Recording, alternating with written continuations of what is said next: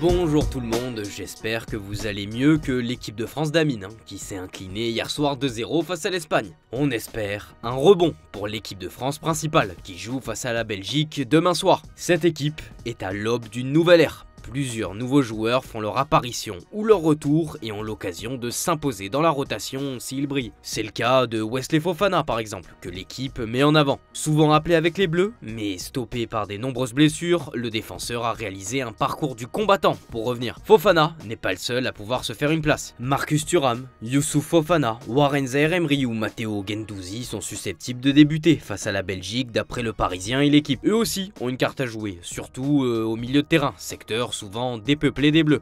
Il faut de nouveaux visages en l'absence de Mbappé. Malgré sa virée nocturne polémique en Suède, ses coéquipiers ont fait bloc derrière lui et ne doutent pas de son engagement. Ils ont confiance en lui.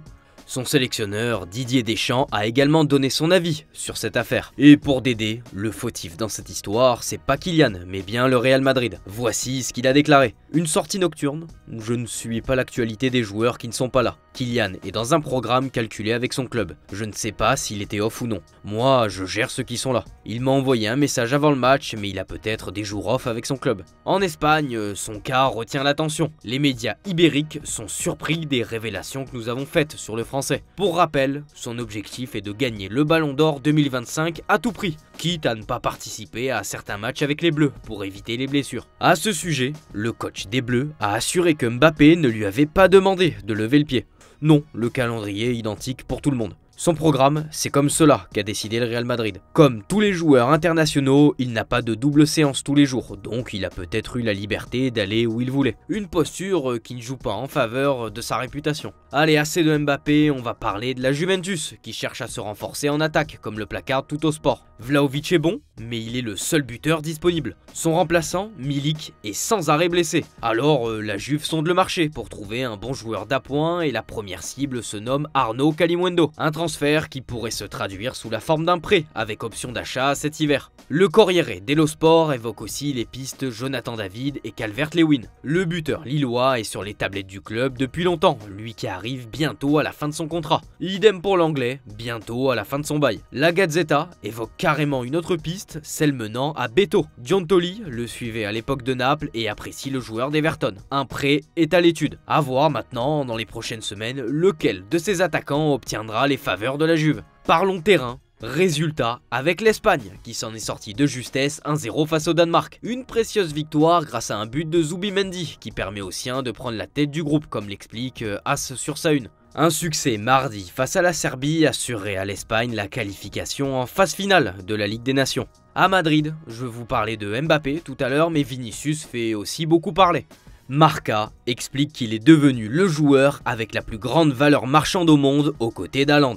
Transfermarkt l'évalue à 200 millions d'euros, un montant qui n'effraie pas Al Hilal, qui va revenir à la charge pour lui en 2025. Selon Sport, si Neymar ne réussit pas son retour, il pourrait être poussé vers la sortie et Vinicius deviendrait son successeur. Le Real est pas inquiet grâce à la clause libératoire de son joueur, fixée à 1 milliard d'euros s'il vous plaît. Mais attention quand même, surtout vu l'offre saoudienne. Rappelez-vous, le Brésilien avait eu droit à une proposition complètement folle, un contrat faramineux de 1 milliard d'euros, soit 13 fois son salaire actuel en Espagne. On lui aurait proposé aussi d'être ambassadeur de la Coupe du Monde 2034. Bref, cette offre lui avait déjà fait tourner la tête et si la deuxième approche était la bonne. À surveiller donc. Direction l'Angleterre, qui joue ce soir face à l'Finlande. Et Lee Carsley joue gros comme le détail sur sa une le Mirror. Le sélectionneur est déjà à un tournant de sa jeune carrière sur le banc anglais. La défaite à la maison face à la Grèce au dernier match l'a fragilisé. Toujours intérimaire, une défaite ici pourrait l'empêcher de décrocher définitivement son poste. Carsley mise donc sur le retour d'Harry Kane pour le sauver. Si déconvenu,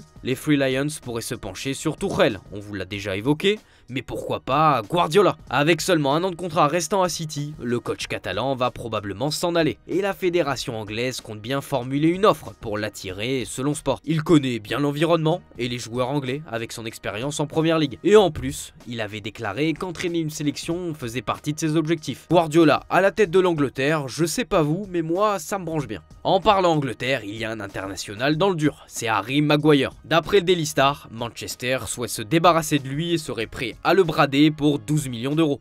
il est jugé superflu par Erik ten Hag. Il ne joue presque plus et les blessures ne l'aident pas. Chez le rival, City, la question Erling Haaland refait surface. D'après El Nacional, il a déjà tranché pour son avenir. Le Norvégien estime avoir accompli tout ce qu'il y avait à faire en Angleterre et veut voir ailleurs. Et ce ailleurs en question, eh bien il en a une idée précise. Il s'agirait de la Liga, selon le média. Par contre, je vous calme de suite, il n'a pas choisi encore son club. Mais bon, on va pas se mentir, il n'y a pas 36 alternatives. C'est soit le Real, soit le Barça. Le Real rêve de former les Galactiques et l'associer à Mbappé. Le Barça, eux, souhaitent faire de lui la pierre angulaire du club, aux côtés de Yamal. Le PSG avait manifesté son intérêt pour lui en faisant une offre, mais le Norvégien l'a immédiatement balayé de la main. La Ligue 1 ne l'intéresse pas. On termine avec la Seleção qui, comme à son habitude, gagne ses matchs pour Abola. Une victoire 3-1 avec un but de l'éternel CR7 et un Leao des grands soirs. L'addition aurait pu être même bien plus salé, avec plus d'efficacité. À Benfica, on s'inquiète pour son joueur, Alvaro Carreras. Après sa super prestation face à l'Atlético, Liverpool s'est renseigné plus en détail sur lui et prépare l'après Andy Robertson.